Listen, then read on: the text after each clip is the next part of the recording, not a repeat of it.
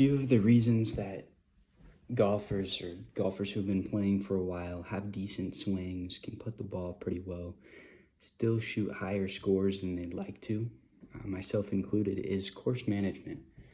And course management, I guess the best way to describe this, break it down, would just be an example from my last round. It was the 18th hole. It was a dogleg left. I hit a nice iron shot off the tee box, which left me about 150 yards to the pin. Now, to describe the green and this hole specifically, on the back side, the green was wrapped around very tightly by kind of a pond or a creek type thing behind it. Really pretty, but you don't want to hit your golf ball long on this hole. I was about 150 yards out, downhill, and so I was going to play at about 140. Now, 140 for me it's a hard shot because it's not a full pitching wedge. It's more of like a 3/4 pitching wedge, or maybe a full 52-degree wedge if I hit the 52 really well. And so I thought, rather than try to full port this 52, maybe I'll just back off on a pitching wedge a little bit.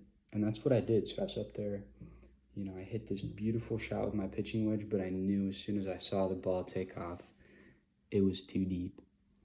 And I flew the green over the green into that pond, and I had to re-hit with a lost ball penalty. And the second shot, I clubbed down to the 52, which what I should have done the first time, and I just took a nice full swing, and I hit that so pure, put it probably 10, 15 feet from the pin. And the 52-degree wedge, I wound up from that shot two-putting, but instead of having a tee shot, approach shot, two-putt par, I went tee shot, water hazard, reshoot, two-putt double bogey, and that was on the 18th hole. And so, although it did feel good to finish with a nice 52-degree, sticking it pretty tight to the pin, two-putt, it could have been a par. It was a double bogey. And that's something that a lot of new golfers, or even experienced golfers, you're out there on the course, the decision-making is something that comes along with experience and getting your swing on track. It's just as important as having a good golf swing, because if you're hitting the wrong club, you're hitting balls, out of bounds, over the road, into the water. These things add to your score. I shot a 94. Shot a 94 that day. It should have been probably pretty easily an 85 if I had cleaned up a few things. But it's something we as golfers can learn from, and we can think about, what is the risk to reward of each shot that I'm looking at? If I have a green that's wrapped around behind with water, or if it's pressed tight up against a road, and I know that I have two clubs that I'm looking at, two potential shots, what is my worst miss?